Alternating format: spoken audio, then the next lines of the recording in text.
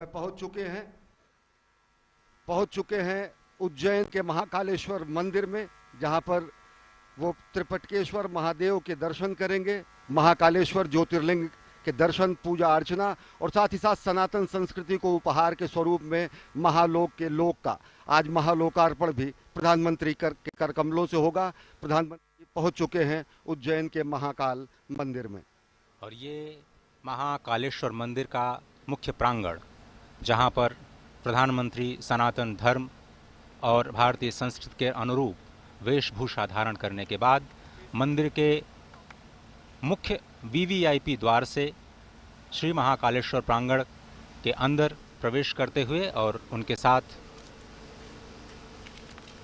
मध्य प्रदेश के राज्यपाल, मध्य प्रदेश के मुख्यमंत्री और देश के नागरिक विमानन मंत्री श्री ज्योतिरादित्य सिंधिया, उज्जैन की नगरी जिसे अवंतिका, उज्जैनी, विशाला, प्रतिकल्पा, कुमुदवंती, स्वर्णशृंगा, अमरावती अनेक नामों से पहचाना जाता है, आज उसके लिए बहुत ही अनोखा दिन, बहुत ही अद्भुत दिन, जहां पर कुछ नई सौगातें इस राज्य को मिलने वाली हैं, इस देश को मिलने वाली हैं।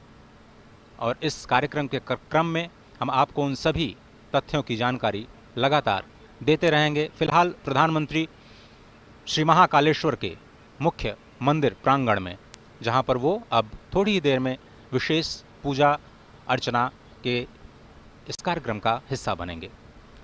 महाकाल के दरबार में पहुंचे हैं राष्ट्रनायक प्रधानमंत्री नरेंद्र मोदी। महाकाल के दरबार में पहुंचे हैं राष्ट्र निर्माण के संकल्प की सिद्धि के लिए।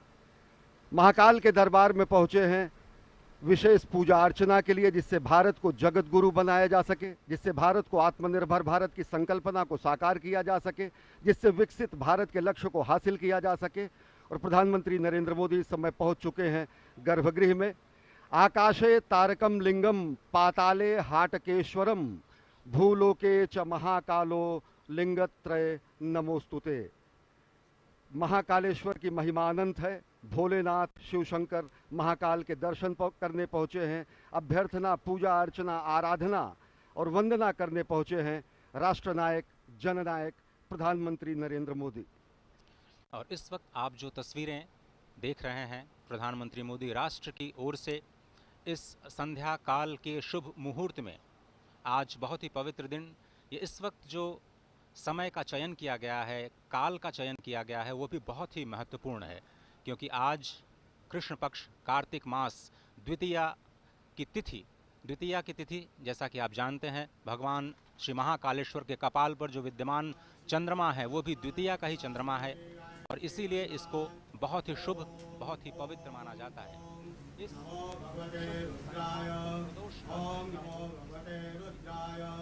ओम नमो भगवते रुद्राय नमस्काराणि समर्पयामि।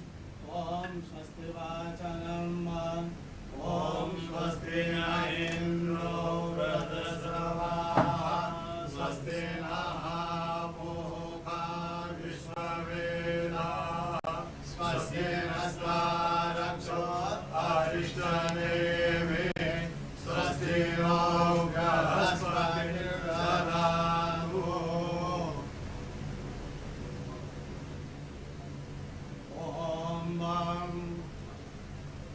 ब्रह्मा गुरु विष्णु गुरुदेवो महेश्वरा गुरु साक्षात् परब्रह्म तस्मै श्री गुरुवे नमः।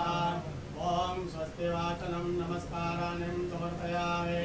रुद्राक्षमाला धारणम् ओम त्र्यंबकं यजामहे सुगन्धिं पुष्टिवर्धनम् उर्वारुकमिव बन्धनं मृत्योर्मुक्षीयमामृतात्। महामृत्युंजय भगवान रुद्राक्षमाला धारणम् अर्पयामि।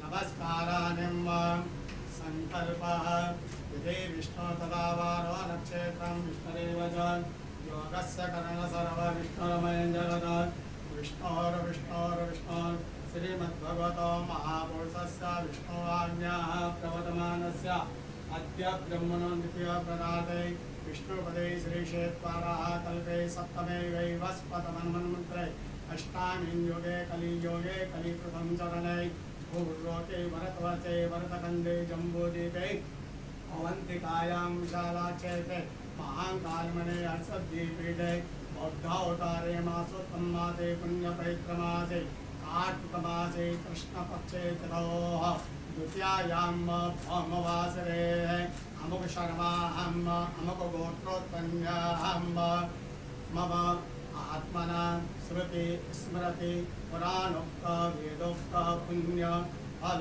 प्राप्त्यर्थं समस्त भय व्याधि जरा पीड़ा व्याधि समस्त कष्ट निवारणार्थं मृत्युंजय भगवान महाकालेश्वर ज्योतिर्लिंग देवता प्रसन्नार्थं आदिदेविका आदिभौतिक आध्यात्मिक त्रिवध तापोपशमनार्थं भगवान स्वयंभो सांब सदाशिवाय नमः। समस्त भारतवर्ष विजय फल प्राप्त्यर्थं विश्व कल्याण हेतु महाकालेश्वर तन्मे मनः शिव संकल्पमासो चरण कमलेभ्यो प्रियं मम नमस्काराणि अर्पयामि नमस्करोमि भगवान सांब सदाशिवाय नमः। अतः ध्यानम् ओम वक्रतुंड महाकाय सूर्यकोटि समप्रभ निर्विघ्नं कुरु मे देव सर्वकार्येषु सर्वदा। ओम गण गणपतये नमः नमस्काराणि अर्पयामि। ओम जयंती मंगलाकारि भद्रकाली कपालिनी दुर्गा क्षमा शिवा धात्री स्वाहा स्वधा नमोस्तुते। भगवती मां पार्वत्यै नमः। कार्तिक स्वामी चक्रपाणः संपदन्ति कुमार विशिखायैव तन्न इन्द्रो बृहस्पतिरदिते सर्वजजतु विश्वाः सर्वजजतु। कार्तिकेश्वराय नमः सेनापतये नमः नमस्काराणि नंदीगंगा ध्यान कलिते माशो शिरानुरभवनभीमो गणाधरः चोपरसरगणेन संक्रन्धनोनिधरेतवीरः शतघोषेण अजयसा कवीन्द्रः। कार्तिकेश्वराय नमः सांगाय सह परिवाराय नमः सायुधाय सह शक्तिकाय नमः। ध्यानम् अक्षतानि अर्पयामि।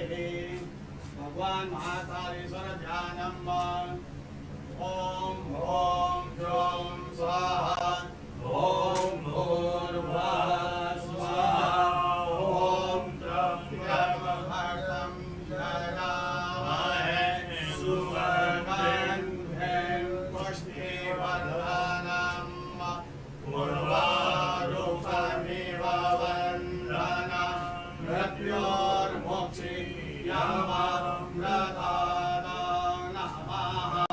शम्भवाय च मयो भवाय च नमः। शङ्कराय च मयस्कराय च नमः। शिवाय च शिवतराय च नित्यं महेशं रजतगिरिं चारुचन्द्रावतंसं रत्नाकल्पोज्ज्वलाङ्गं परशुभ्रगवनं वीर्यहस्तं प्रसन्नं प्रमदमासीनं समन्तास्तुतगणे व्यार्यद्रं वसानं विश्वाद्यं विश्ववन्द्यं विकिलभयं पंचवक्त्रं तीव्रं। ओम नमस्ते रुद्रमन्यवभूतोदरिकवे नमः। बाहुभ्यां मुदते नमः। महामृत्युंजय भगवान स्वयंभू महाकालेश्वर ज्योतिर्लिंग देवताभ्यो नमः। ध्यानम् अर्पयामि नमस्काराणि अर्पयामि। चन्दनम्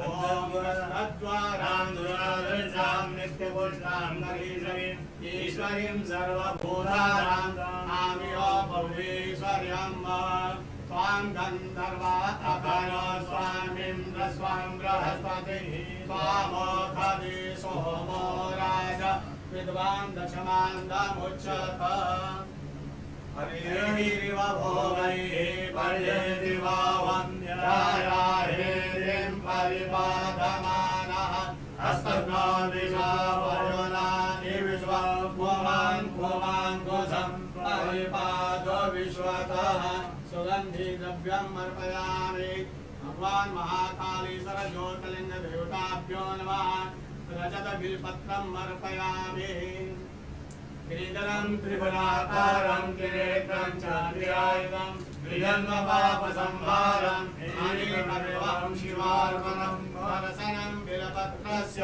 निष्पादनं पापनाशनं अघोरपापसंहारं एकविधं शिवार्पणं काशीवासे निवारणं च कालभैरवदर्शनं पाठितन्यामहादानम् अनेकविधं शिवार्पणं ओम नमो बिल्विने च कवचिने च नमो वर्विने च वरोधिने च नमो श्रुताय च श्रुतसेनाय च नमो ध्वन्द्वभ्याय च हनन्य माल्यागिने सुमदेवे मालिद्यादिने प्रभु मयार्तानि पूजार्थं पुष्पोऽयं प्रतिगृह्यताम् सेवन्तिका पूर्णचमाकराजय पूर्णगजानकरवेलसार पुष्पै बिल्वप्रसाद तुलसी दलवारदेवे स्वां पूजयामि जगदीश्वरमे प्रसिद्ध पुष्पमालां अर्पयामि चतुर्हं व्यधरो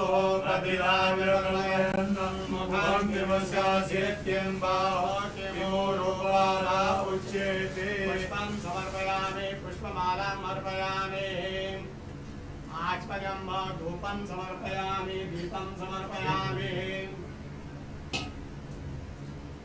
धूपं दीपं समर्पयामि नैवेद्यं निवेदयामि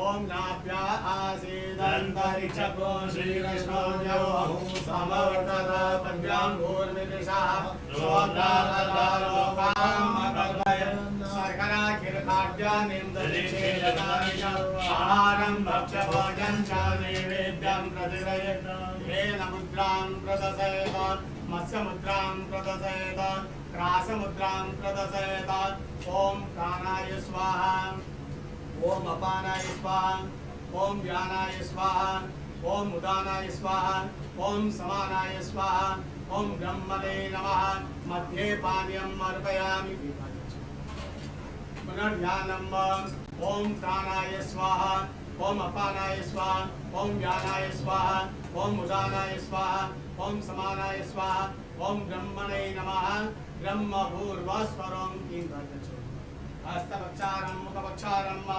शुद्धात्मनं दरोद्वर्धनार्थे दिव्यचन्दनम् अर्पयामि ताम्बूलानिं समर्पयामि वस्त्रं समर्पयामि तत्पुरुषं व्यततो कथिताव्यकल्पयन् मुखं किमिशासीत्यं बाहो किमोरोपादा उच्यते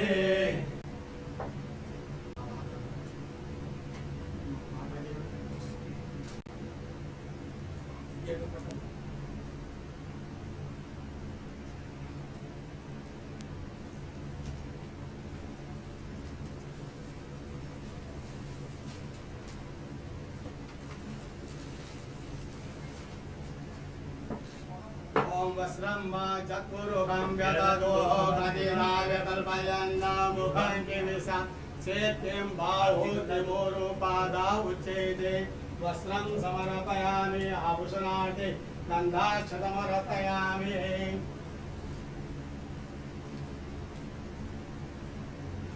ओम त्र्यंबकं जगामहे सुगन्धिं पुष्टिवर्धनं उर्वारुकमिव वन्दना मृत्योर्मुक्षीयमामृतात् मृत्युञ्जय भगवान् महाकालेश्वराय नमः वस्त्रं समर्पयामि गन्धाक्षतमर्पयामि आरार्तिकम्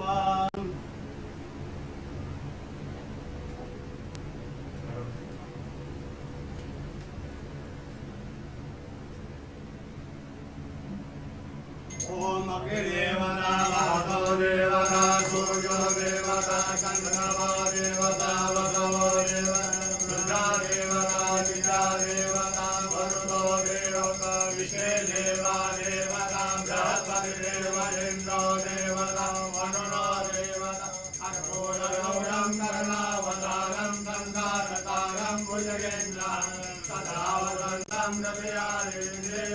भवानी सहितं नमः सांगाय सहपरिवाराय नमः सहशक्तिकाय नमः आराधिकं समर्पयामि पार्वत्यै नमः कार्तिकेश्वराय नमः ओम नंदिकेश्वराय नमः सांगाय सहपरिवाराय नमः आराधिकं अर्पयामि शीतलेश्वरनं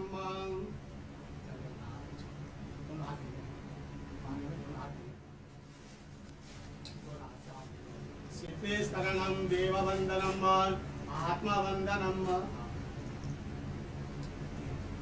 आत्मरक्षार्थ आराधिकम् अर्पयामि मंत्रपुष्पाञ्जलिम् ओम तत्पुरुषाय विद्महे महादेवाय धीमहि तन्नो रुद्रः प्रचोदयात् ईशानः सर्वविद्यानाम् ईश्वरः सर्वभूतानां ब्रह्मा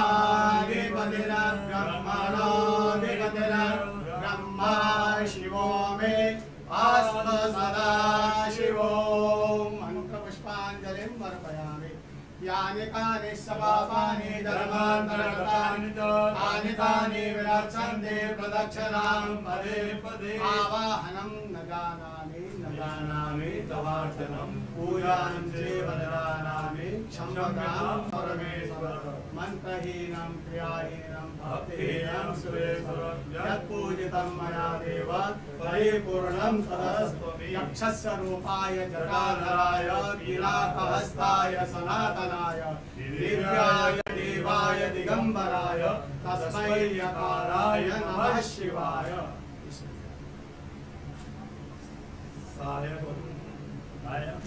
सायंकाले शिवं दृष्ट्वा निशि पाप विनश्यति आजन्म कृतमाद्यान्ने छायान्ने सप्तजन्मनि मेरुकाञ्चनतत्त्वानां नवान् कोटिशतेरवे पञ्चकोटिगङ्गानां तत्त्वानां शिवदर्शनं समाप्राप्ता नमस्काराणि समर्पयामि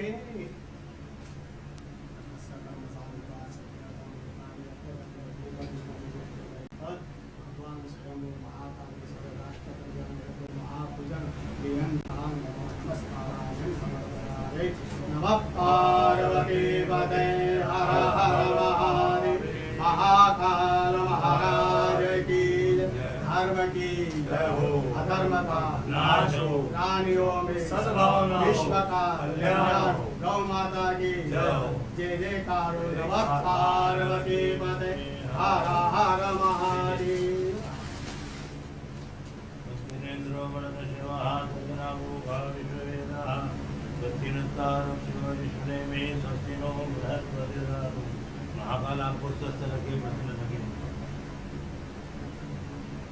श्री महाकालेश्वर साधन आशीर्वाद तत्पुण्यम जय महाकाल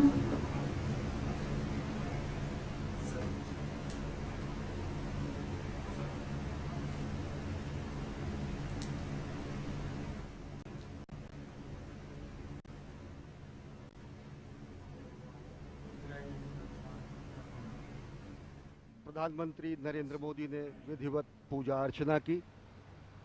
भगवान महाकाल के दरबार में पहुंचे हैं राष्ट्र निर्माण की संकल्पना को साकार करने के लिए, राष्ट्र निर्माण के संकल्प की सिद्धि के लिए, जगत गुरु भारत की संकल्पना को मूर्त रूप देने के लिए और साथ ही साथ जो विकसित भारत का सपना उन्होंने देखा है उसको धरातल पर वास्तविकता में परिणति देने के लिए, संकल्प से सिद्धि के लिए आए हैं। ये हमारी ही संस्कृति है अजय, जो कहती है कि धर्म की जय हो, अधर्म का नाश हो, प्राणियों में सद्भावना हो, विश्व का कल्याण हो। राष्ट्र निर्माण के संकल्पना के साथ और विश्व कल्याण की कामना के साथ इस समय प्रधानमंत्री नरेंद्र मोदी महाकाल के दरबार में हैं और इस संकल्प को सिद्धि में पूर्ण करने के लिए इस समय साधनारत हैं। जो ये दृश्य आप इस वक्त देख रहे हैं, आपको ये समझना बहुत ही आवश्यक है कि ब्रह्मांड का एक अकेला ऐसा शिवलिंग जिसका आप इस वक्त दर्शन कर रहे हैं, जो दक्षिणाभिमुख है, यानी जो दक्षिण की ओर मुख किए हुए हैं। आप और हम सभी जानते हैं कि दक्षिण की जो दिशा होती है वो यम की होती है, यमराज की होती है।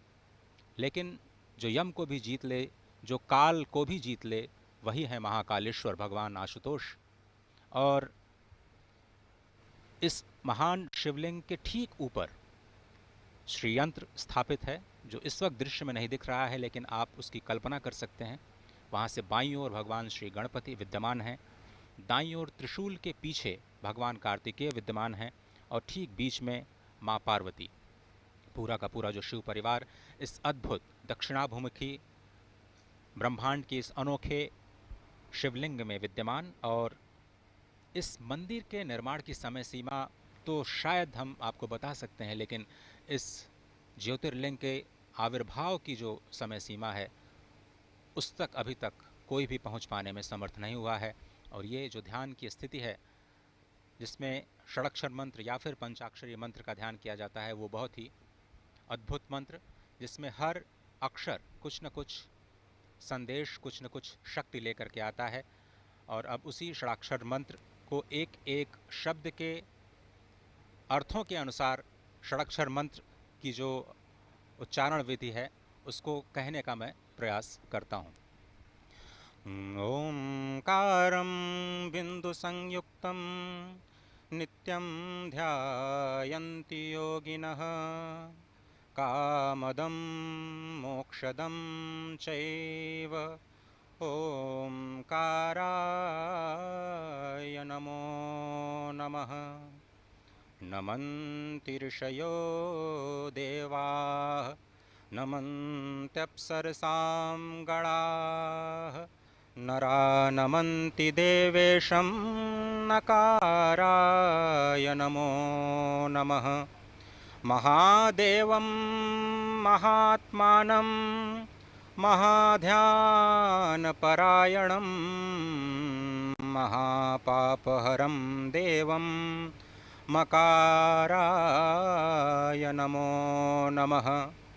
शिवं शान्तं जगन्नाथं लोकानुग्रहकारकं शिवमेकपदं नित्यं शिकाराय नमो नमः। वाहनं वृषभो यस्यः वासुकिः कण्ठभूषणं वामे शक्तिधरं देवं वकाराय नमो नमः। यत्र तत्र स्थितौ देवः सर्वव्यापी महेश्वरः यो गुरुः सर्वदेवानां यकाराय नमो नमः। षडक्षरमिदं स्तोत्रं य पठेत् शिवसन्निधौ शिवलोकमवाप्नोति शिवेन सह मोदते। शिवाय नमः। शिवलिंगाय नमः। और इस ध्यान की मुद्रा में सबसे जो संकल्पना है सनातन संस्कृति की, वो विश्व कल्याण की है, सत्यम शिवम सुंदरम की है। और ओम नमः शिवाय का महाजाप, ये पंचाक्षर जो है, इसका जाप करने से न केवल प्राणी मात्र को ज्ञान, श्री, सिद्धि और सभी मनोकामनाओं की पूर्ति होती है, बल्कि उसके संकल्प की भी सिद्धि होती है।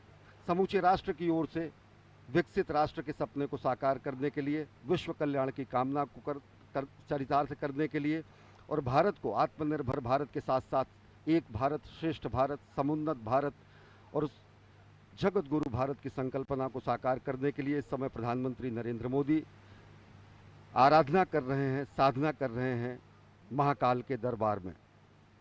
जो पंचाक्षर हैं ओम नमः शिवाय, इनके अलग अलग शब्दों के अलग अलग अक्षरों के अलग अलग अर्थ होते हैं। नागेंद्र हाराय त्रिलोचनाय भस्मांगरागाय महेश्वराय नित्याय शुद्धाय दिगंबराय तस्मय नकाराय नमः शिवाय। मंदाकिनी सलिल चंदन चर्चिताय नंदीश्वर प्रथमनाथ महेश्वराय मंदार पुष्प बहुपुष्प सुपूजिताय तस्मय मकाराय नमः शिवाय। शिवाय गौरी बदनाब्ज वृंदा सूर्याय दक्षाध्वर नाशकाय श्रीनीलकंठाय वृषध्वजाय तस्मय शिकाराय नमः शिवाय। वशिष्ठ कुंभोद्भव गौतमार्य मुनीन्द्र देवार्चित शेखराय चंद्रार्क वैश्वानरवलोचनाय तस्मय वकाराय नमः शिवाय। यज्ञ स्वरूपाय जटाधराय पिनाक हस्ताय सनातनाय दिव्याय देवाय दिगंबराय तस्मै यकाराय नमः शिवाय। पंचाक्षरमिदं पुण्यम या पठेच्छिव सन्निधो शिवलोकम वाप्नोति शिवेन सह मोदते। जो सत्यम शिवम सुंदरम की कल्पना है, जो सत्यम शिवम सुंदरम की संकल्पना है, जो सत्यम शिवम सुंदरम की संकल्पना को साकार करने की संकल्प और सिद्धि है, वो और मजबूत होती है और दृढ़ होती है जब हम अपने राष्ट्रनायक को देखते हैं कि प्राण प्रण से राष्ट्र निर्माण में अहर्निश अपना सर्वस्व न्यौछावर करने के लिए स्वयं प्रस्तुत हैं और दूसरों को प्रेरित करते हैं। प्रधानमंत्री नरेंद्र मोदी, कर्मपरायण प्रधानमंत्री नरेंद्र मोदी का ये धर्मपरायण स्वरूप, जो कि समूचे विश्व को सनातन संस्कृति, भारत भारतीयता के रूप में स्थापित करता है, जो भारत भारतीयता के परिभाषा को पूरे विश्व के सामने रखता है, और वो परिभाषा है हमारी ही संस्कृति है जो कहती है वसुधैव कुटुंबकम। अजय। भगवान श्री महाकालेश्वर जो काल की सीमा से परे हैं, काल, समय, घड़ी, ये सब कुछ चक्रों में चलता है, चाहे वो दिन का चक्र हो, मास का चक्र हो, वर्ष का चक्र हो, जीवन का चक्र हो या फिर सृष्टि का चक्र। यही चक्र अनंतता का प्रतीक भी है और भगवान श्री महाकालेश्वर इस अनंत के भी पार अपने अस्तित्व को संपूर्ण विश्व, संपूर्ण सृष्टि पर सृजन के माध्यम से, पालन के माध्यम से, संहार के माध्यम से लगातार कर्म करते हुए ये बताते रहते हैं कि ये जो काल और स्थिति, जो कि किसी के भी अस्तित्व का आधार है, इसी की भौतिकता के सीमा के परे चले जाना ही काल का महाकाल बन जाना होता है। और इसी दर्शन के जो पीछे का जो दर्शन है वो अत्यंत ही महत्वपूर्ण है। प्रधानमंत्री नरेंद्र मोदी ज्ञान मुद्रा में इस वक्त ध्यानस्थ भगवान श्री महाकालेश्वर के प्रांगण में, और कहा जाता है कि भगवान शिव योगियों को ही प्राप्त होते हैं और योगी जन उन्हें ध्यान से ही प्राप्त कर पाते हैं। जीवन की इस चक्रीय गति में ही सृष्टि की संरचना या सृष्टि का रहस्य समाहित है, और इसी चक्रीय गति से मुक्ति पाने का जो उपाय है वो भगवान श्री महाकालेश्वर के चरणों में, उनकी शरणागति में हो सकता है। ये जो दृश्य है वो सिर्फ संस्कृति नहीं है, सिर्फ संस्कार नहीं है, वो परम विज्ञान है, क्योंकि भगवान महाकालेश्वर स्वयं विज्ञान के देव हैं, संपूर्ण कलाओं के देव हैं। और आपने देखा कि किस तरह से पूजन अर्चन का जो कार्यक्रम है, संध्या के समय में भगवान श्री महाकालेश्वर का जलाभिषेक नहीं किया जाता, और इस परंपरा का पालन करते हुए प्रधानमंत्री मोदी ने संक्षिप्त पूजन अर्चन कर देश और राष्ट्र की ओर से संपूर्ण विश्व के कल्याण और समुद्भव की प्रार्थना की, और इस राष्ट्र को उन्नति और समुद्भव के मार्ग पर जाने की प्रार्थना, वंदना भगवान श्री महाकालेश्वर से। अद्भुत दृश्य। और निश्चित तौर से यह अप्रतिम दृश्य, माँ भारती का भाल, माँ भारती का ललाट गर्व से और उन्नत हो जाता है जब भारत और भारतीयता की धर्मध्वजा पूरे विश्व में लहराती है। और निश्चित तौर से अगर देखें तो भगवान शिव के दरबार में आकर, महाकाल के दरबार में आकर जिस तरीके से राष्ट्र निर्माण के संकल्प की सिद्धि के और ज़्यादा दृढ़ विश्वास होता है। इस समय रक्षा सूत्र बांधा जा रहा है प्रधानमंत्री जननायक राष्ट्र सेवक प्रधानमंत्री नरेंद्र मोदी को। और अगर देखें तो भगवान शिव वास्तव में विलक्षण देव हैं, शिव सत हैं, शिव शाश्वत हैं, शिव आदि हैं, शिव अनादि हैं, शिव अनंत हैं, शिव अंत हैं, शिव आदि योगी हैं, शिव महायोगी हैं, शिव मुक्तिदाता हैं, शिव मोक्षदाता हैं, शिव नाथों के नाथ हैं भगवान भोलेनाथ, और कालों के काल हैं भगवान महाकाल।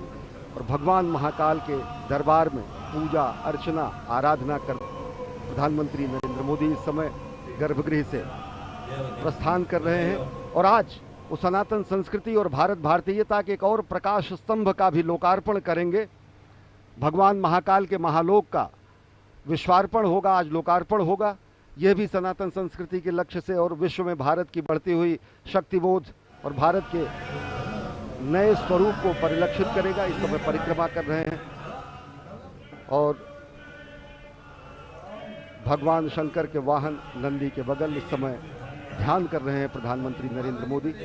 और निश्चित तौर से जो हमारी संकल्पना है कि सर्वे भवन्तु सुखिनः, सर्वे सन्तु निरामयः, सर्वे भद्राणि पश्यन्तु, माँ कश्चित् दुर्भाग भवेत्, ये प्रार्थना, ये अभ्यर्थना, ये आराधना प्रधानमंत्री नरेंद्र मोदी की। भगवान श्री नंदीश्वर को स्वयं धर्म का स्वरूप माना जाता है। अपनी मान्यता को, अपनी कामनाओं को भगवान श्री नंदीश्वर के कान में कहने की जो प्रथा है वो अत्यंत प्राचीन है।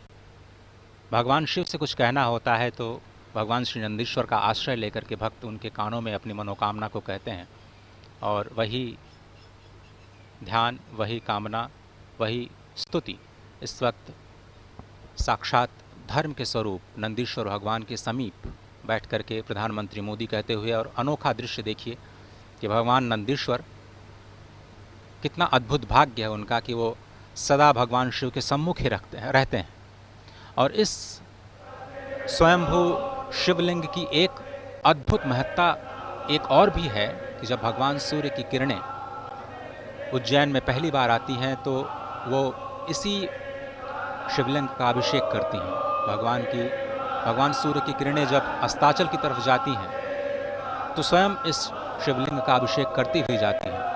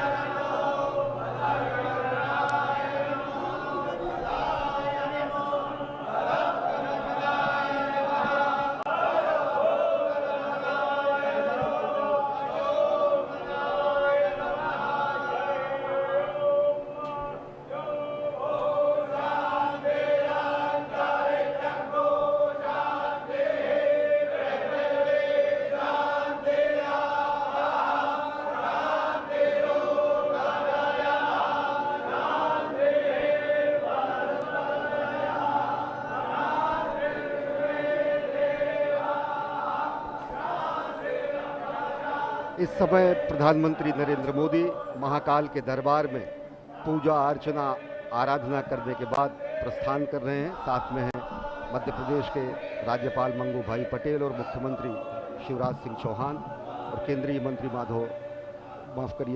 ज्योतिरादित्य सिंधिया।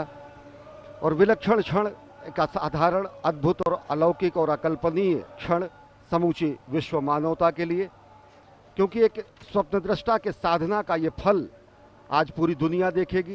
एक राष्ट्र सेवक की साधना का कर्मफल भी आज दुनिया देखेगी। कर्मयोगी ने अभी आदियोगी को अपनी कार्यांजलि और पुष्पांजलि अर्पित की है। इसके बाद राष्ट्र सेवक समूचे राष्ट्र और मानवता को कार्यांजलि भी प्रस्तुत करेंगे जब वो महाकाल के लोक का लोकार्पण करेंगे, विश्वार्पण करेंगे। और इस समय प्रधानमंत्री नरेंद्र मोदी सनातन संस्कृति के संवाहक के रूप में, जननायक के रूप में, राष्ट्रनायक के रूप में, भारत भारतीयता के ध्वजवाहक के रूप में महाकाल के दरबार में पहुंचे हैं और पूजा अर्चना कर अब यहाँ से महालोक के लोकार्पण के लिए प्रस्थान कर रहे हैं। इस वक्त जो आप दृश्य देख रहे हैं, आपने एक चीज़ महसूस की होगी कि प्रधानमंत्री नीचे महाकालेश्वर के शिवलिंग से ऊपर आए हैं। ये बहुत ही समझने की बात है कि ये जो शिवलिंग है वो धरती के नीचे विद्यमान है। ये पूरा का पूरा अभी शिखर जो आपने दर्शन किया, उसके ऊपर सबसे ऊपर नाग चंद्रेश्वर भगवान विराजमान हैं और उसके बीच में ओंकारेश्वर भगवान और सबसे नीचे महाकालेश्वर भगवान विद्यमान हैं। ये शिखर का अद्भुत दर्शन, कहते हैं कि शिखर के दर्शन से ही ज्योतिर्लिंग के दर्शन का फल प्राप्त होता है और इस पूरे विश्वास के साथ आप इस दृश्य का दर्शन कर सकते हैं कि आपको भगवान श्री महाकालेश्वर के दर्शन का ही फल प्राप्त हो रहा है मात्र शिखर दर्शन से। सबसे ऊपर नाग चंद्रेश्वर, जहाँ पर सिर्फ और सिर्फ एक बार नाग पंचमी के दिन भक्तों को विग्रह के दर्शन होते हैं। उसके नीचे यानी मध्य में ओंकारेश्वर महादेव विराजमान और सबसे नीचे स्वयंभू महाकालेश्वर विद्यमान। ब्रह्मांड का एक अनोखा दृश्य, ब्रह्मांड का एक अनोखा ज्योतिर्लिंग जिसका दर्शन इस वक्त आप कर रहे हैं। ये ऐसा अद्भुत स्थान जहाँ पर एक नहीं 84 शिवलिंग विद्यमान हैं, अष्टभैरव विद्यमान हैं, एकादश रुद्र विद्यमान हैं, 12 आदित्य विद्यमान है, 6 गणेश और 24 देवियाँ इस प्रांगण में विद्यमान हैं।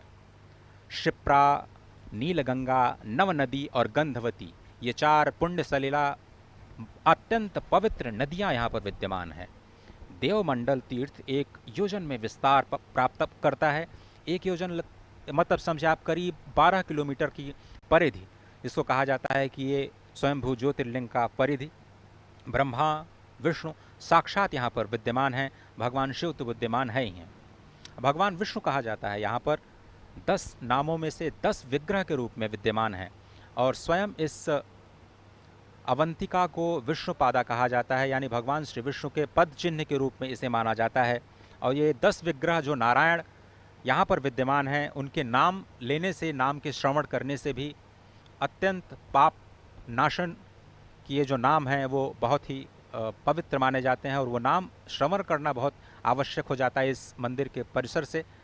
वो नाम हैं वासुदेव, अनंत, बलराम, जनार्दन, नारायण, ऋषिकेश, वाराह, धरणीधर, वामन और शेषशायी। ये भगवान श्री विष्णु के 10 नाम और 10 विग्रह और 10 विग्रहों के रूप में भगवान विष्णु यहाँ पर विद्यमान, जहाँ पर महाकालेश्वर निरंतर उन्हीं भगवान विष्णु के ध्यान में रत रहते हैं। ये महाकालेश्वर मंदिर के प्रांगण का अद्भुत नयनाभिराम दृश्य आप देख रहे हैं और भगवान शंकर इस समूचे सृष्टि के कल्याण के लिए जो उन्होंने हलाहल का पान किया, ऐसा भी समूचे सृष्टि में करने वाला कोई भी व्यक्ति नहीं था। और इसो को श्रद्धेय अटल जी ने कहा कि मैं आदि पुरुष निर्भयता का वरदान लिए आया भूपर, पै पीकर सब मरते आए, मैं अमर हुआ लो विष पीकर, अधरों की प्यास बुझाई है मैंने पीकर वह आग प्रखर, हो जाती दुनिया भस्मसात जिसको पल भर में ही छूकर, भय से व्याकुल फिर दुनिया ने प्रारंभ किया मेरा पूजन, मैं नर नारायण नीलकंठ बन गया तो इसमें क्या संशय, तन मन हिंदू जीवन हिंदू रग रग हिंदू मेरा परिचय। ये सनातन संस्कृति ही है, ये भारतीयता की विशिष्ट पुण्य भूमि है जिसने विश्व के कल्याण के लिए देवाधिदेव शंकर ने जहाँ पर विषपान किया और जिससे कि विश्व का कल्याण हो सके, विश्व में सृष्टि में लोगों का उत्थान हो सके। और जब विलक्षण ऐसे विश्व के कल्याण के लिए अपने अस्थियों का भी दान करने वाले महापुरुष यहाँ हुए, यहाँ पर अनेकानेक सिद्धांतों का मानवतावाद के संकेंद्र के रूप में अनेक मनीषियों ने अपना जीवन तर्पण कर दिया। तो आज इसी उज्जैन की पुण्य भूमि पर प्रधानमंत्री नरेंद्र मोदी पधारे हैं। वो उज्जैन की भूमि जो कि महाराजा विक्रमादित्य के न्याय की भूमि है, जो वाराह मिहिर के अनुसंधान की भूमि है, जो वाणभट्ट के तपश्चर्या की भूमि है, जो भगवान श्री कृष्ण के अध्ययन की भूमि है, संदीपनी आश्रम यहीं पर है। और निश्चित तौर से धरती का नाभिकेंद्र कहा जाने वाला उज्जैन आज एक और आयाम अपने में जोड़ने जा रहा है, क्योंकि महाकाल के दरबार में पूजा अर्चना के बाद अब प्रधानमंत्री नरेंद्र मोदी प्रस्थान कर चुके हैं महाकाल के लोक का महालोकार्पण करने के लिए, जो कि अपने में विलक्षण है, अद्भुत है और साथ ही साथ समूची भारत भारतीयता को अपने में समेटे है। इसके बाद आप देखेंगे कि किस तरीके से आज उज्जैन की श्री में, आज उज्जैन की सौंदर्य में, आज उज्जैन की महिमा में, आज उज्जैन की गरिमा में एक नया आयाम जुड़ने जा रहा है, जब प्रधानमंत्री नरेंद्र मोदी महालोक के लोक का महालोकार्पण करेंगे। अश्विनी, आपने उज्जैनी का नाम लिया। ये जो धरा है वो बहुत ही पवित्र है और इसके प्राचीन काल से बहुत सारे नाम रहे हैं और अब मैं उन नामों की तह में आपको ले जाना चाहता हूँ, नामों की यात्राओं पर आपको ले जाना चाहता हूँ, ये समझाने के लिए कि इस पुरियों को अलग अलग कल्पों में अलग अलग नामों से क्यों जाना जाता है। इस पुरी को कनक श्रृंगा के नाम से जाना जाता है। कहा जाता है कि सबसे पहले यहाँ पर भगवान विष्णु स्थित थे और उनके दर्शन के लिए भगवान ब्रह्मा और भगवान शिव यहाँ पर पधारे। तो यहाँ पर उनको स्वर्ण के शिखरों का दर्शन हुआ, तो स्वयं भगवान विष्णु ने इस धरा को कनक श्रृंगा का नाम दे दिया। और आप देख रहे हैं इस वक्त शिखर बिल्कुल कनक वर्ण में, और ये जो ध्वजा आप देख रहे हैं अत्यंत मनोहारी दृश्य, धर्म ध्वजा। और ऐसी भी रिपोर्ट्स हैं कि प्रधानमंत्री नरेंद्र मोदी के दीर्घायु की कामना करने के लिए आज एक ध्वजारोहण का भी कार्य किया गया है इस मंदिर के प्रांगण में, और आज मंगलवार के दिन ही वो शुभ कार्य किया गया। बहुत ही अद्भुत दृश्य इस वक्त आप देख रहे हैं मंदिर के प्रांगण का, जो अत्यंत मनोहारी और अत्यंत पवित्र करने वाली है। तो आपने समझा कि इसे कनक श्रृंगा क्यों कहते हैं। भगवान विष्णु ने स्वयं इसे कनक श्रृंगा का नाम दिया क्योंकि भगवान श्री ब्रह्मा और भगवान श्री विष्णु को यहाँ पर कनक के शिखर के दर्शन हुए। और कुछ ऐसी ही तस्वीरें, कुछ ऐसा ही दर्शन इस वक्त आप दूरदर्शन के माध्यम से देश और विदेश में बैठे अपने टेलीविज़न स्क्रीन्स पर लगातार उन भव्य दृश्य को अवलोकित कर रहे हैं, उसका अवलोकन कर रहे हैं और पुण्य का भागी बन रहे हैं। उसके बाद इसको कुशस्थली कहा जाता है।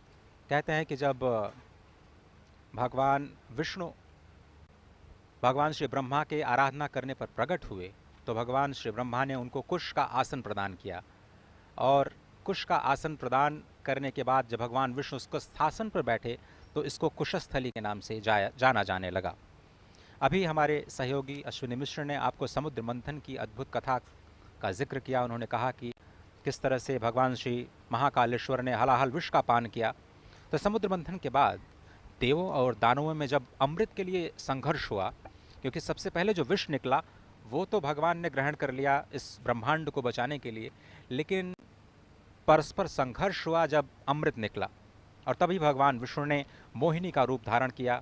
और जैसा कि आप जानते हैं कि ये माँ लक्ष्मी भी उसी समुद्र मंथन से उत्पन्न हुई, तो इसको पद्मा लक्ष्मी यानी पद्मा का वास कहा जाने लगा और इस स्थान को पद्मावती के नाम से जाना जाने लगा। उज्जैनी, आप जानते हैं कि देवों ने किस तरह से उत्कर्ष पूर्वक उज्जय किया, तो इसे उज्जैनी कहा जाने लगा। अवंतिका इसलिए कहा जाने लगा क्योंकि अवन यानी ये रक्षा करने वाली पुरी है, हमारी रक्षा करती है पापों से, और इसीलिए इसको अवंतिका कहा गया क्योंकि देवों की रक्षा करने वाली ये जो पुरी है वो अवंतिका के नाम से प्रसिद्ध हुई। कालांतर में ऋषि लोमश ने यहाँ पर घोर तपस्या की और इस पुरी में उनको अमावस्या की रात्रि में भी यहाँ पर एक चंद्रिका जैसी छिटकी हुई दिखाई दी, और इसके लिए इसे कौदमी पूर्ण यानी कुमुद्वती कहा गया। अद्भुत दृश्य आप देख रहे हैं, कुमुद्वती में अवस्थित, अवंतिका में अवस्थित, उज्जैनी में अवस्थित, पद्मावती में अवस्थित, कुशस्थली में अवस्थित, कनक श्रृंगा में अवस्थित, और सबसे अंत में अमरावती, क्योंकि यहाँ पर भगवान अदिति, माता अदिति और भगवान कश्यप ने यहाँ पर हजारों वर्ष तपस्या करने के बाद देवताओं को जन्म दिया जो अमरत्व को प्राप्त हुए, इसलिए इस धरा को अमरावती भी कहा जाता है। तो ये जो विहंगम दृश्य आप देख रहे हैं, मंदिर के नीचे जो कोटि तीर्थ है उसके भी आप दृश्य देख रहे हैं। मंदिर के ठीक दाहिनी तरफ एक जो कुंड दिखाई दे रहा है, वहीं से भगवान का जलाभिषेक उस जल से किया जाता है, और कहा जाता है कि महाभारत काल में स्वयं भीम ने यहाँ पर स्नान करके शिव का जलाभिषेक किया था। और उसके साथ जो एक बहुत लंबी सी नदी की श्रृंखला आपको दिखाई दे रही है वो यहाँ का रुद्र सरोवर, जो कि 7 सरोवरों में बहुत ही प्रसिद्ध, बहुत ही पुण्यकारी। नयनाभिराम दृश्य, मनोहारी दृश्य, आंखों में रच बस जाने वाला दृश्य, क्योंकि आज महाकाल की नगरी में प्रधान सेवक राष्ट्रनायक प्रधानमंत्री नरेंद्र मोदी महाकाल के लोक का महालोकार्पण करने पहुंचे हैं। अजय, निश्चित तौर से मैं लोभ संवरण नहीं कर पा रहा हूं। जितनी सनातन संस्कृति जितनी हमारी प्राचीन है और जिस तरीके से हमारी सनातन संस्कृति ने समूचे विश्व को अनेक उपहार दिए, उसके लिए विश्व की समूची सभ्यता ऋणी रहेगी। अगर देखें तो जब पश्चिम ने वनफल खाकर छाल पहनकर लाज बचाई, तब भारत में सामगान का स्वर्गिक स्वर था दिया सुनाई। जब पश्चिमी देश वनों जंगलों में रहकर छाल पहनकर अपनी लाज बचाने आदिमानव के रूप में रहा करते थे, तो हजारों सहस्राब्दियों पहले वेदों का गान, वेदों के ऋचाओं का निर्माण इन्हीं पुण्य सलिला, गंगा, यमुना, क्षिप्रा, उज्जैनी, काशी, कांची, अवंतिका, इन सभी नगरियों में हुआ, जो कि समूचे विश्व के लिए अनुपम उपहार है। और निश्चित तौर से अगर देखें तो दुनिया का इतिहास पूछता, रोम कहाँ, यूनान कहाँ है, घर घर में शुभ अग्नि जलाता वह उन्नत ईरान कहाँ है, दीप बुझे पश्चिमी गगन के जब व्याप्त हुआ बर्बर अंधियारा, किंतु चीर कर तम की छाती चमका हिंदुस्तान हमारा। तो आज ये जो दृश्य देख रहे हैं, ये हिंदुस्तान की आभा को नए विश्व पटल पर स्थापित कर रहे हैं। आज चमकते हुए हिंदुस्तान के नए स्वरूप को आप देख रहे हैं। आज महाकाल के दरबार से समूचा विश्व देख रहा है कि यह औपनिवेशिक काल का ये प्रभाव था अजय, कि जब ग्रीनविच मीन टाइम होने लगा। दर्शकों को हम जरूर बताना चाहेंगे कि नाभि केंद्र के रूप में विशिष्ट स्थान रखने वाला तकरीबन 23.5 अक्षांश और 75 देशांतर पर स्थित यह उज्जैन की नगरी कालगणना के लिए सर्वोच्च नगरी मानी जाती थी। वाराह मिहिर ने अपने ग्रंथों की यहाँ रचना की। यहाँ पर राजाओं ने अपनी वेधशालाओं की स्थापना की। और अगर देखें तो ये मनीषियों की धरती रही, ये तपश्चर्या की धरती रही, ये तप की धरती रही, ये मनीषियों के उद्गम की धरती रही। और निश्चित तौर से आज उज्जैन एक नया आयाम जोड़ने जा रहा है। और विशिष्ट स्थिति उज्जैन की इसलिए भी है क्योंकि अगर देखें तो जब उत्तरायण सूर्य होता है और उत्तरी ध्रुव पर अगर देखें तो 6 महीने की रात होती है, तो तकरीबन 3 महीने बाद उज्जैन पर हमेशा सूर्य चमकता रहता है।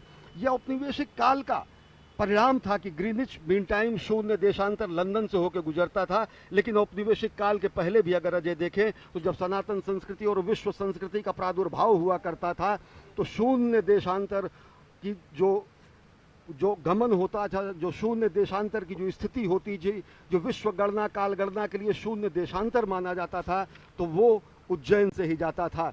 कि औपनिवेशिक काल के बाद अगर आप देखें तो निश्चित तौर से आदिकाल में और सहस्राब्दियों पूर्व ये काल गणना की स्थिति का स्थान रहा, विशिष्ट स्थान रहा। और निश्चित तौर से अगर काल गणना से भी हम जोड़ सकते हैं कि महाकाल का यहाँ पर उपस्थित होना, वह उस काल गणना के परिप्रेक्ष्य में भी कहा जा सकता है। और अगर देखें तो विज्ञान भी अजय, देश और काल, टाइम और स्पेस, इन्हीं सब चीज़ों पर जाकर आज आगे बढ़ रहा है। हाँ, विज्ञान जहाँ भौतिक चीज़ों में जाकर उन्नति कर रहा है, वहीं आध्यात्मिक रूप से, स्थूल रूप में नहीं लेकिन चैतन्य रूप में, शरीर रूप में नहीं अशरीरी रूप में, जो जगत के मिथ्याचार हैं उनके रूप में नहीं, वास्तविक सत्य, चित और आनंद के खोज के रूप में या अनुसंधान के रूप में, गणना के रूप में निश्चित तौर से ये उज्जैनी, ये प्रातकल्पा, ये कुमुदवती, ये स्वर्णश्रृंगा, ये अमरावती, ये उज्जैनी निश्चित तौर से समस्त विश्व के आकर्षण का केंद्र रही। और आज आकर्षण का केंद्र इसलिए है कि महाकाल के लोक का महालोकार्पण होने जा रहा है जननायक राष्ट्रनायक प्रधानमंत्री नरेंद्र मोदी के कर कमलों से, जो कि सपना जिन्होंने देखा है विकसित भारत बनाने का 2047 तक, जिन्होंने उद्घोष किया है आत्मनिर्भर भारत का, और जो प्राण प्रण से अपने जीवन के क्षण क्षण को राष्ट्र के निर्माण में समर्पित किए हैं और दूसरों को प्रेरित भी करते हैं। अजय, ये बहुत ही अद्भुत दृश्य जो इस वक्त आप देख रहे हैं, मैं अश्विनी जी बहुत ही अपने आप को सौभाग्यशाली समझ रहा हूँ इस वक्त कि मैं इस धरा पर बैठ करके इस पल का साक्षी हूँ जहाँ पर मेरे समक्ष भगवान श्री महाकालेश्वर यहाँ से सिर्फ और सिर्फ 900 मीटर की दूरी पर स्थित, क्योंकि इस वक्त हम कॉरिडोर के बिल्कुल उस स्थान पर मौजूद हैं जहाँ से इस नए कॉरिडोर का, जिसे हम महाकाल लोक कह रहे हैं, जिसका लोकार्पण आज किया जाना है। अब से थोड़ी ही देर में राष्ट्र को समर्पित किया जाना है। स्वयं श्री महाकालेश्वर के सम्मुख बैठ करके इस क्षेत्र की महिमा का बखान करना, इससे बड़ा सौभाग्य क्या हो सकता है। और जिस तरह से हमने कहा कि आज तो द्वितीया की तिथि है, द्वितीया का चंद्रमा स्वयं भगवान श्री महादेव के भाल पर विराजमान रहता है, और इसीलिए कहा जाता है कि आज के दिन अगर आप चंद्र दर्शन कर लेते हैं तो भगवान महादेव के दर्शन का फल आपको प्राप्त होता है। आज वही पुण्यतिथि, अभी थोड़ी देर पहले प्रदोष काल में आपने देखा कि प्रधानमंत्री मोदी ने यहाँ पर पूजन अर्चन का जो कार्यक्रम है वो राष्ट्र की तरफ से संपन्न किया। ये जो तस्वीरें आप देख रहे हैं, ये आपके जीवन में सामान्य तस्वीरें नहीं हैं, ये बहुत ही अद्भुत आध्यात्मिक शक्ति से परिपूर्ण तस्वीरें, जो कि दूरदर्शन के तकनीकी सहयोग के माध्यम से आपके घर घर में आपके पास तक पहुंच रही हैं। और आपको बताएं, यहाँ पर दूरदर्शन परिवार ने 30 से ज़्यादा high quality, high definition cameras का इस्तेमाल किया है। अद्भुत तकनीक का इस्तेमाल इस वक्त आप देख रहे हैं। कनक श्रृंगा भगवान महाकालेश्वर के शिखर को किस तरह से समाहित करने की कोशिश की गई है। शिखर और ज्योतिर्लिंग का एक साथ दर्शन कर पाना, ये तकनीक के ही माध्यम से संभव हो पाया है। इस वक्त आप देख रहे हैं बहुत ही विहंगम दृश्य। और एक और तथ्य की ओर मैं आप सभी दर्शकों का ध्यान आकर्षित करना चाहता हूं कि ये सिर्फ और सिर्फ यही क्षेत्र है जो कि विशिष्ट है सभी 12 ज्योतिर्लिंगों में। और क्यों ये विशिष्ट है, ये समझना बहुत ही आवश्यक है, क्योंकि यही ज्योतिर्लिंग है जो कि 5 स्वरूपों में आपको स्पष्ट नजर आता है। ये देखिए विहंगम दृश्य। मैं इसलिए बार बार ये कह रहा हूँ कि इसी ज्योतिर्लिंग को क्षेत्र कहा जाता है, इसी ज्योतिर्लिंग को पीठ भी कहा जाता है, इसी ज्योतिर्लिंग को स्मशान भी कहा जाता है। सिर्फ यही ज्योतिर्लिंग है जिसे महाकाल वन की संज्ञा दी जाती है, और इसी क्षेत्र को ऊसर क्षेत्र कहा जाता है। ये जो पंच प्राण आप कह सकते हैं, ये जो पंच तत्व आप कह सकते हैं, सिर्फ और सिर्फ इसी ज्योतिर्लिंग की धारा पर विद्यमान है, जो क्षेत्र, पीठ, ऊसर, स्मशान और वन एक साथ अपने आप में समाहित करता है। तो इसको ऐसा क्यों कहा जाता है, ये समझने की जरूरत है। कहते हैं क्षीयते पातकम यस्मात् तेदेनम क्षेत्र मुच्यते, जहाँ पर आपके सभी पापों का क्षय हो जाए, इसलिए इसको क्षेत्र कहा जाता है। तस्मात् स्थानांच मांत्रणाम पीठन्ते नैव कथ्यते, यहाँ पर 24 देवियों का वास है, माँ हरसिद्धि का वास है, इसलिए इसको पीठ कहा जाता है। 51 शक्तिपीठों में माँ हरसिद्धि यहाँ पर स्वयं विद्यमान, कहते हैं माँ आदिशक्ति की कोहनी यहाँ पर गिरी थी, इसलिए इसको पीठ कहा जाता है। मृता पुनर्जायन्ते तेदेन मूषरम स्मृतम, ये बहुत ही समझने की बात है अश्विनी की। जो ऊसर शब्द होता है उसको हम नकारात्मक कहते हैं, जहाँ पर कोई उत्पादन संभव नहीं है उस भूमि को हम ऊसर भूमि कहते हैं। इस क्षेत्र को भी ऊसर भूमि कहा जाता है, क्योंकि यहाँ पर अगर आपकी मृत्यु हो गई तो आपका पुनर्जन्म नहीं होता है, इसलिए ये क्षेत्र ऊसर है। और ऊसर शब्द का इतना सकारात्मक प्रयोग आज तक मैंने अपने जीवन में नहीं देखा, जो आपको जन्म और मृत्यु की अजस्र अनादि अनंत परंपरा से परिच्छेद करके आपको मोक्ष की स्थिति में ले जाता है, इसलिए यह क्षेत्र ऊसर कहा जाता है। और भगवान शिव को बहुत ही ये प्रिय है।